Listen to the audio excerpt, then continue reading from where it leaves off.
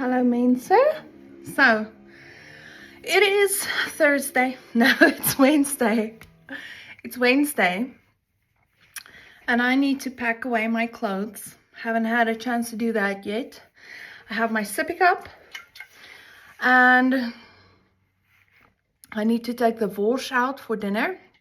We're having Vors and chips for dinner.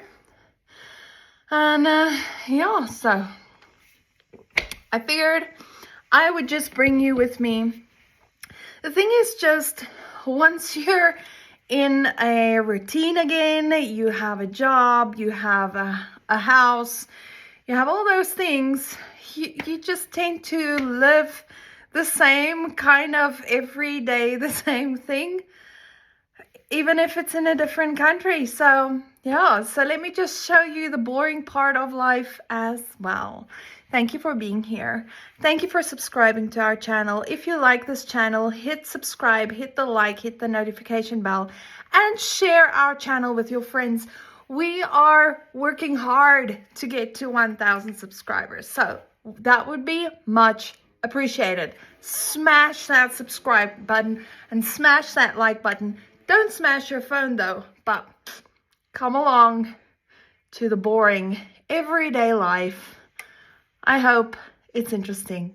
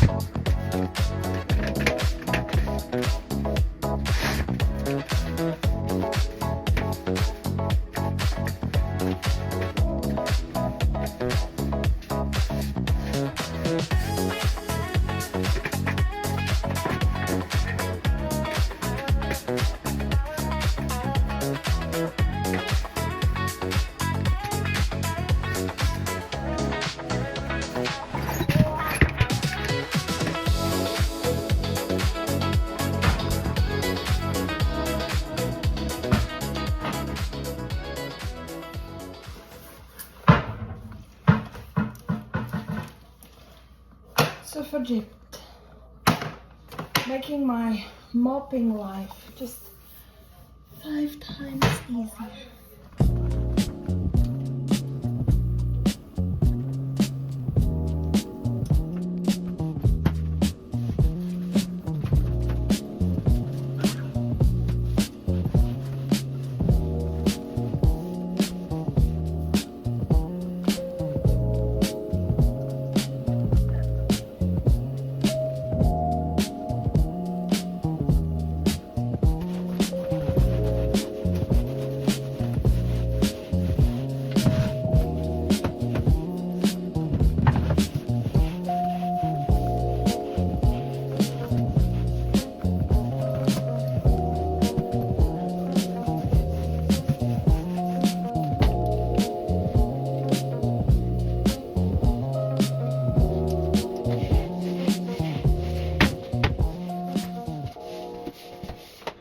Tell me you're American without telling me you're American. We actually take our shoes off before we go into the house, especially when it's muddy and soggy and a lot of slush outside when the snow melts. Then we take our shoes off, but we just take our shoes off in the house in general.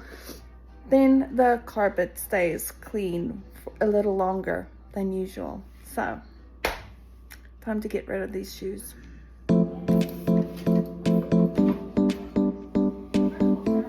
Bella, just gonna come back, please.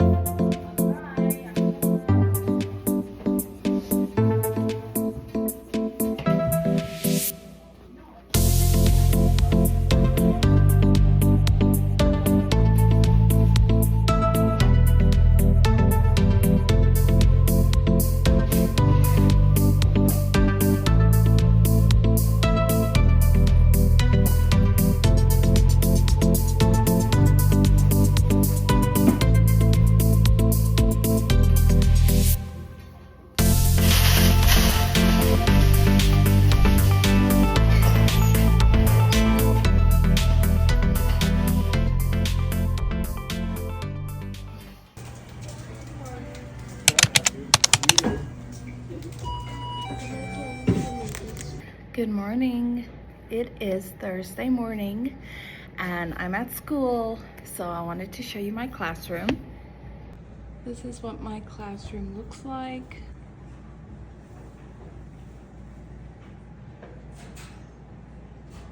So I have only one student. I started out as I was appointed as a para or a substitute teacher. And then, so my appointment was just to help my student with homework.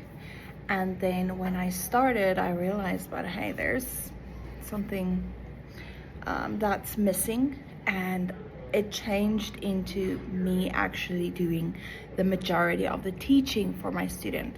Skills I had to learn were things like sign language, because my student is part of the deaf and hard of hearing community. So I had to learn sign language. I had to stretch my research skills. I had to find a curriculum to work through with him. And I had to learn how to make adjustments to the lessons that I found. So I had to learn how to test him on a certain program to see where he falls. So yeah, it has been quite a learning. Hi guys, Editing Sunel here. All these skills that I learned it on my own. No one really gave me directions or courses or anything in this, and I actually don't have a formal teaching degree. However, I did depend a lot on the grace and the wisdom of God to teach me, and He literally just brought these thoughts to my mind of what the next steps were to take for my student to give him the education that he needed on his level. And that's how I learned all these skills. I trusted the Lord. I asked Him to help me. And then I used other resources that were available at the school. I adjusted it to my students' needs, and Bob's your uncle. I got that done. Well, back to the video. Curve, for me, it has stretched me a lot. It's taught me a lot about perseverance, persistence, and just being patient and compassionate. I think patience was probably one of my biggest things that I've struggled with my whole life, and teaching the student has really worked on that with me. I've learned to be more patient and persevere and persist in certain things, and also to set a high standard. And the result of that is that my student is flourishing. So and that's not just me saying it, it's actually his parents who are saying it. So I wanted to share that with you. And that's Thursday for me. Today I'm going to spend the whole day in here in this classroom. Sometimes I have kids coming to me to do their work, their homework, and then they do that on their own. And yeah, I'm going to spend the full 8 hours here in the classroom. After lunch, I have to go walking with another student. That's usually a highlight of my week. We get to chat and visit a little. That's really nice. So yeah, it's just every day in my classroom. Not every day is the same. Every day can be different in the classroom. But yeah, it's about making the best of it. And that's something that I really learned coming to the USA or moving to a different country, is just to be open to learn new things, be open to being stretched, be open to learning. So yeah, just being open to learning new things. Okay guys, I will see you with whatever I do next. Good morning. It is Saturday. I am getting ready to dolly up this face and hair for a little bit. And then I'm heading out for coffee with a friend at a local coffee shop. So I'm excited. It's nice to just get out with friends sometimes and just chat a little. It's been a a really tough week on me. I'm pretty tired, but hey, today it's snowing, it's beautiful, and I'm happy.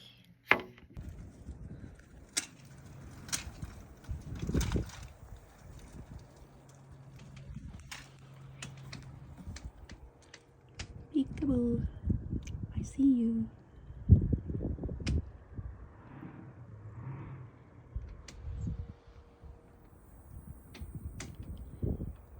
We are expecting about 6 inches of snow in our area.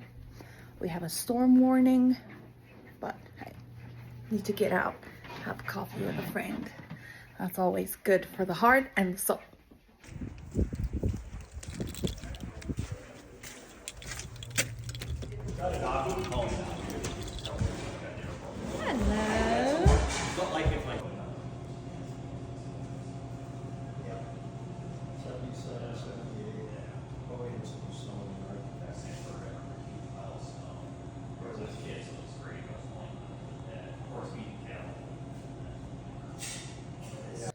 That was a really nice coffee, really nice visit with my friend, and now I need to sit and organize my 10, almost 11-year-old's room because it's a mess. It's that in-between phase, so she's not yet a teenager and she's not quite a kid anymore. She's a tween. She loves makeup and pretty clothes and pretty hair and everything, but she still wants to play with her toys and her dolls. Why am I shaking so much? And then on top of that, I found this. A Tupperware bucket of oobleck that she made that turned into some or other science project. This is the current situation. Oh, understand one thing. This is not what it looks like every day. Usually it's neat and tidy and everything. I just wanted her to take out all the stuff from under her bed because apparently 11-year-olds, 10, 11-year-olds think it's okay to just put everything under the bed. I know I did it too at that age. And the thing is, I do this for her because she is only 10 going on 11. She's still learning the skills of organizing and cleaning and keeping her own space tidy. So that's why I'm doing this for her. And the thing is, it just lasts that long. It doesn't last forever. The kids eventually learn how to keep their own spaces clean and tidy once they have transitioned out of the toy phase and out of the whatever. Right now it's the transitional phase, and right now it's just what it is. So I learned that with our son. He's now 13. His room generally stays tidy. He just has an unmade bed the majority of the time. So they do get past this phase eventually. Hi to myself. And after, way better.